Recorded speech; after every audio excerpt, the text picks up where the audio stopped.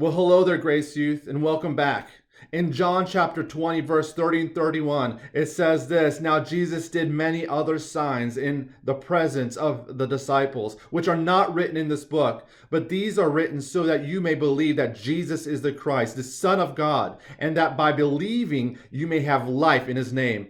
John opens his book establishing a strong foundation for the truth to be believed in, appealing to the Greek mindset through familiar philosophical term logos, while also appealing to the Jewish mindset through familiar phraseology in the beginning. For the past 5 lessons, we've gone through the prologue of the book of John. And what is a prologue? Well, John, rather than starting his gospel with genealogy or an Old Testament promise, he takes us to pre-creation, into eternity, giving information about this person whom he introduces to us as the Word, the Logos. A prologue is extra information that helps us unpack the main event. And what do you think is the main event of the Gospel of John? Yes, it is the death, burial, and resurrection of Jesus Christ. It is the sacrificial work of Christ on our behalf, a giving of life for you and me so that we may be reconciled to God just as if we have never sinned. So in this prologue, we have seen John the author proclaim that Jesus is God. Jesus is the Word, the very expression of God. Jesus is Creator. Jesus is a light bringing clarity to things hidden in darkness. Jesus gives life. Jesus is God with us. The Word became flesh and made his dwelling among us. Jesus is the Son of God who came from the Father full of grace and truth. Jesus is the glory of God. This week, we finished John's prologue, focusing on verses 16 through 18. So let's once again read from the book of John, chapter 1, reading the prologue in its entirety. Are you guys ready? John chapter 1, verse 1. In the beginning was the Word, and the Word was with God, and the Word was God. He was in the beginning with God. All things were made through him, and without him was not anything made that was made. In him was life, and the life was the light of man.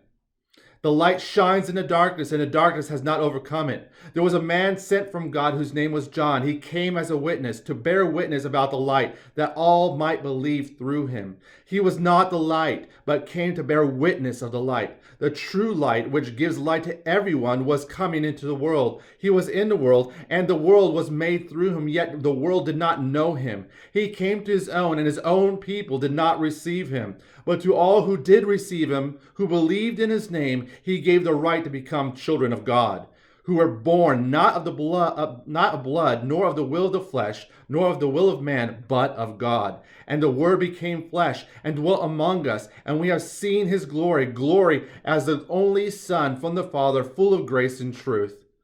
John bore witness about him and cried out, "This was he of whom I said, he who comes after me ranks before me, because he was before me." For from his fullness we have all received grace upon grace. For the law was given through Moses. Grace and truth came through Christ. No one has ever seen God, the only God, who is at the Father's side. He has made him known. For from his fullness we have all received grace upon grace. For the law was given through Moses. Grace and truth came through Jesus Christ. In verse 14, we read that the Word became flesh and made his dwelling among us. We have seen his glory, the glory of the one and only, who came from the Father, full of grace and truth. Jesus came from the Father, full of grace and truth. From the beginning, well, it seems we continue to go back to the beginning from Genesis chapter 1.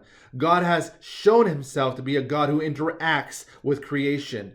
He's not a God that is far off, that created the heavens and the earth and left it to be. No, he interacts with mankind. He interacted with mankind in the beginning, and he has interacted with mankind through history and even interacts with man today. God is relational. You have heard the saying, Christianity is a relationship and not a religion. Well, it's a true saying. What we have been studying is not a man-made religion of duties to be fulfilled to find favor, but rather it's a relationship between God and man, where God initiated this relationship in creation and continues to pursue man, restoring a relationship that was broken, tainted by sin, the sin we first read about in the Garden of Eden, where man, represented by Adam in Genesis chapter 3, disobeyed God. There is no duty that will grant us favor in God's sight, but rather it is God's initiation where we find favor, we find grace. We see grace on display as God initiates relationship through something called a covenant.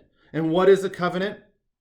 A covenant is an oath-bound relationship between two or more parties. Essentially, it's a commitment of two or more people coming together, being bound together in a close relationship. You may not know it, but I'm sure that you've witnessed a covenant before. You've probably been to a wedding. Did you know when you witness a wedding, you're witnessing a covenant being made by two people? Will you have this man, would you have this woman to be your wife, your husband? And will you pledge your faith to him or her in all love and honor, in all duty and service, in all faith and tenderness, to live with her or him and cherish him or her according to the ordinance of God in the holy bound of marriage? I, state your name, take you, state her or his name, to be my wedded wife or husband, and I do promise and covenant before God and these witnesses to be your loving and faithful husband or wife in plenty and want, in joy and in sorrow, in sickness and health, as long as we both shall live. You've heard that before. A wedding is a covenant between two people. It's the same with God and mankind. Covenants come with blessing and curses from the covenant of works found in Genesis chapter 2, made with Adam, where God blessed Adam with all that garden life entails, including living in the presence of God, with the command, don't eat of the tree of the knowledge of good and evil. Here we have the example of a broken covenant and the consequence of a broken covenant, a broken relationship. And with a broken relationship, death came into the world. God said, if you will eat of this fruit, you will surely die. Adam would eventually now grow old and die, and death would now be part of what we know as life. It is in Genesis chapter 3 where we find the inauguration of the covenant of grace. God clothed Adam and Eve, yes, something had to die to clothe them, and gave them a promise that the seed of the woman would crush the head of the serpent. This pointing to future grace of Jesus dying on our behalf. We continue to see the theme of death now part of life with the covenantal promises made with Abraham and Moses. And yes, and each occurrence came with sacrifices that were made. Death was now part of sinful man's interaction with the holy God. Hebrews 9:22 says this, indeed, under the law, almost everything is purified with blood, and without the shedding of blood, there is no forgiveness of sin. Sinful man cannot come into God's presence. There must be a shedding of blood to be able to come into God's holy presence. And it is the death of a substitutional sacrifice that allowed man to come to God's holy presence. It is by grace that God made a way for man to continue in a relationship with him. And that is exactly what we're reading here in these two verses. Let me read it once again. Verse 16. For from his fullness we have all received grace upon grace. For the law was given through Moses, grace and truth came through Jesus Christ. Grace was given in the God-initiated covenantal relationship that made it possible for man to interact with God through the covenant with Moses, where man was taught how he ought to live and worship, saw his need for a Savior, and the grace bestowed upon them as God called Israel his own people. And now in Jesus, a new covenant, the covenant of grace realized, where the death is taken care of by God through his Son. Now we, me and you, like Hebrews 4:14 declares, since then we have a great high priest who has passed through the heavens, Jesus, the Son of God. Let us hold fast to our confession, for we do not have a high priest who is unable to sympathize with our weaknesses, but one who in every respect has been tempted and as we are, yet without sin. Let us then with confidence draw near to the throne of grace, that we may receive mercy and find grace to help in time of need. Jesus paid the death penalty once and for all so we can come into the presence of God. John began the prologue with, In the beginning was the Word, and the Word was with God, and the Word was God. John closes his prologue in like fashion. Verse 18, no one has ever seen God, the only God, who's at the Father's side. He has made him known. John once again driving home Jesus is God and is the one who makes God known. How? Because Jesus is the Word. The Word was God and was with God.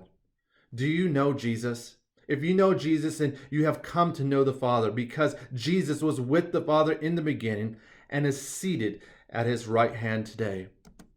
My prayer continues to be that the Lord would awaken in you a hunger and a thirst to know him. God bless you, and I'll see you tonight.